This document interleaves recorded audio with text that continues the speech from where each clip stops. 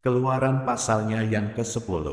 Berfirmanlah Tuhan kepada Musa, "Pergilah menghadap Firaun, sebab aku telah membuat hatinya, dan hati para pegawainya berkeras, supaya aku mengadakan tanda-tanda mujizat yang kubuat ini di antara mereka, dan supaya engkau dapat menceritakan kepada anak cucumu, bagaimana aku mempermain-mainkan orang Mesir, dan tanda-tanda mujizat mana yang telah kulakukan di antara mereka, supaya kamu mengetahui bahwa akulah Tuhan."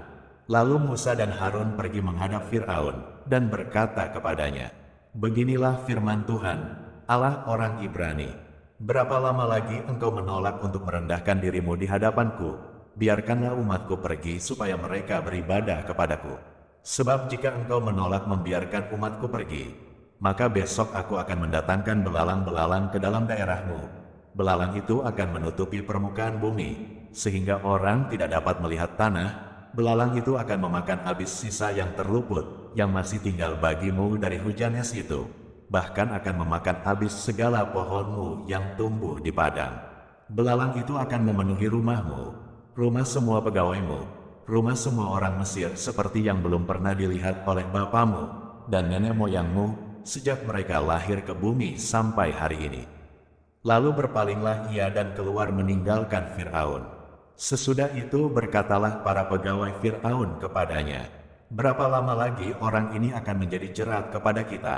Biarkanlah orang-orang itu pergi supaya mereka beribadah kepada Tuhan, Allah mereka. Belumkah Tuanku insaf bahwa Mesir pasti akan binasa?"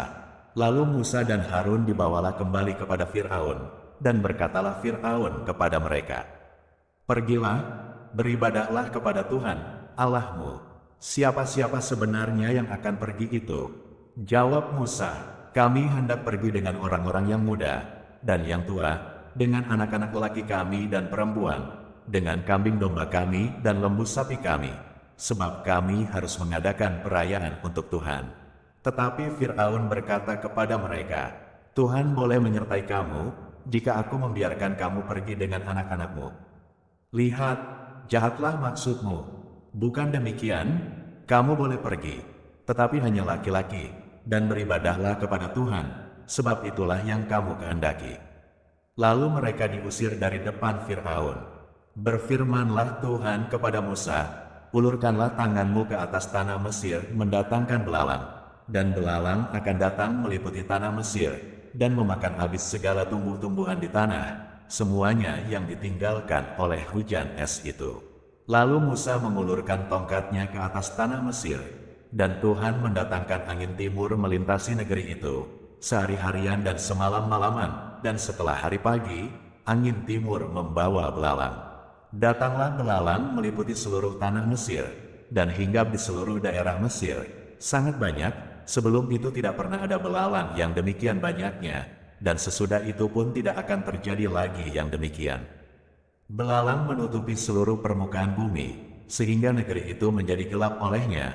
Belalang memakan habis segala tumbuh-tumbuhan di tanah, dan segala buah-buahan pada pohon-pohon yang ditinggalkan oleh hujan es itu, sehingga tidak ada tinggal lagi yang hijau pada pohon, atau tumbuh-tumbuhan di padang di seluruh tanah Mesir.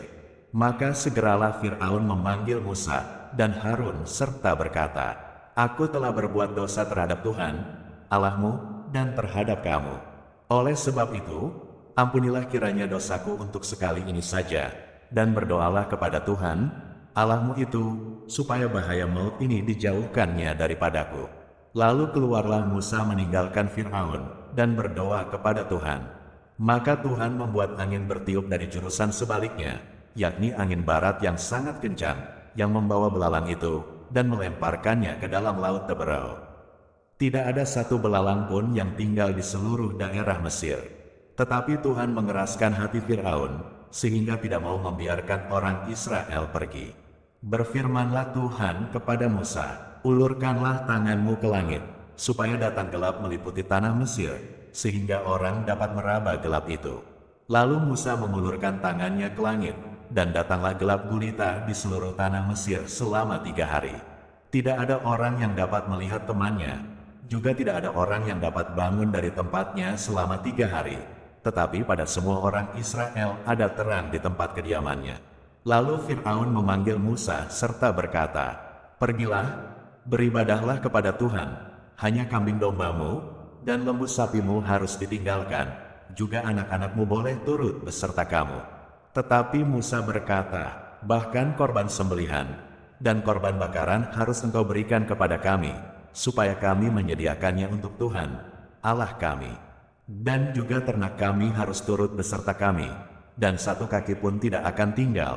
Sebab dari ternak itulah kami harus ambil untuk beribadah kepada Tuhan, Allah kami, dan kami tidak tahu dengan apa kami harus beribadah kepada Tuhan sebelum kami sampai di sana."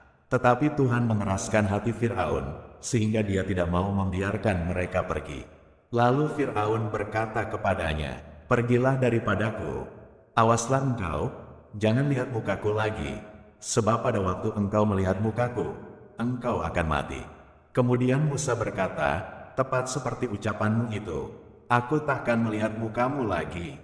Keluaran pasalnya yang ke-11. Berfirmanlah Tuhan kepada Musa, "Aku akan mendatangkan satu tulah lagi atas Fir'aun dan atas Mesir. Sesudah itu ia akan membiarkan kamu pergi dari sini. Apabila ia membiarkan kamu pergi, ia akan benar-benar mengusir kamu dari sini. Baiklah, katakan kepada bangsa itu, supaya setiap laki-laki meminta barang-barang emas dan perak kepada tetangganya, dan setiap perempuan kepada tetangganya pula." Lalu Tuhan membuat orang Mesir bermurah hati terhadap bangsa itu. Lagi pula Musa adalah seorang yang sangat terpandang di tanah Mesir, di mata pegawai-pegawai Fir'aun dan di mata rakyat. Berkatalah Musa, "Beginilah firman Tuhan, pada waktu tengah malam aku akan berjalan dari tengah-tengah Mesir. Maka tiap-tiap anak sulung di tanah Mesir akan mati, dari anak sulung Fir'aun yang duduk di tahtanya sampai kepada anak sulung budak perempuan yang menghadapi batu kilangan, juga segala anak sulung hewan. Dan seruan yang hebat akan terjadi di seluruh tanah Mesir, seperti yang belum pernah terjadi, dan seperti yang tidak akan ada lagi.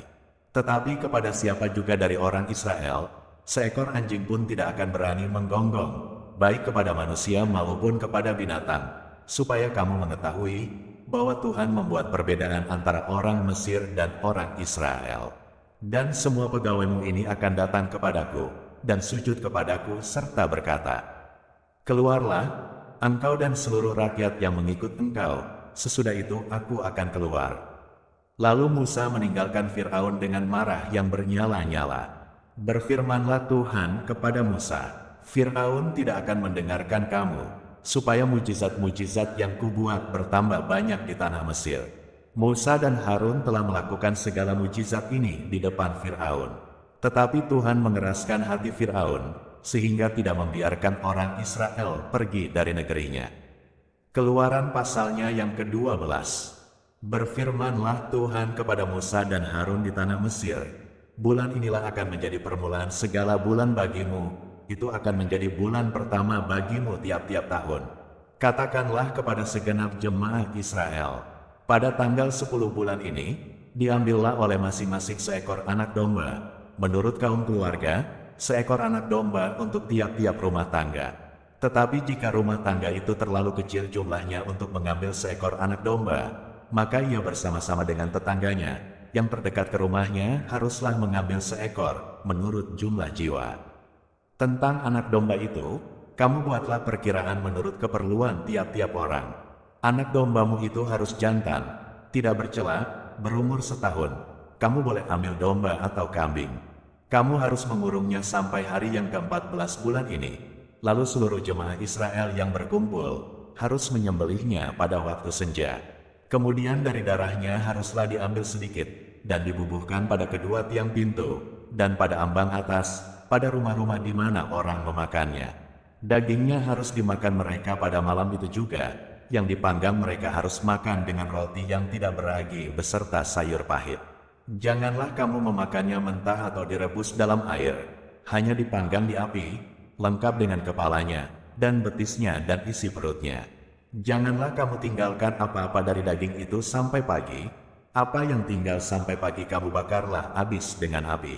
Dan beginilah kamu memakannya, pinggangmu berikat, kasut pada kakimu dan tongkat di tanganmu. Buru-burulah kamu memakannya, itulah Paskah bagi Tuhan. Sebab pada malam ini aku akan menjalani tanah Mesir, dan semua anak sulung, dari anak manusia sampai anak binatang, akan kubunuh, dan kepada semua Allah di Mesir akan kujatuhkan hukuman. Akulah Tuhan, dan darah itu menjadi tanda bagimu pada rumah-rumah di mana kamu tinggal. Apabila aku melihat darah itu, maka aku akan lewat daripada kamu. Jadi tidak akan ada tulah kemusnahan di tengah-tengah kamu, apabila aku menghukum tanah Mesir. Hari ini akan menjadi hari peringatan bagimu. Kamu harus merayakannya sebagai hari raya bagi Tuhan turun-temurun. Kamu harus merayakannya sebagai ketetapan untuk selamanya. Kamu makanlah roti yang tidak beragi 7 hari lamanya. Pada hari pertama pun, kamu buanglah segala ragi dari rumahmu. Sebab setiap orang yang makan sesuatu yang beragi, dari hari pertama sampai hari ketujuh, orang itu harus dilenyapkan dari antara Israel. Kamu adakanlah pertemuan yang kudus, baik pada hari yang pertama maupun pada hari yang ketujuh. Pada hari-hari itu tidak boleh dilakukan pekerjaan apapun, hanya apa yang perlu dimakan setiap orang, itu sajalah yang boleh kamu sediakan. Jadi kamu harus tetap merayakan hari raya makan roti yang tidak beragi, sebab tepat pada hari ini juga, aku membawa pasukan-pasukanmu keluar dari tanah Mesir. Maka haruslah kamu rayakan hari ini turun-temurun, itulah suatu ketetapan untuk selamanya.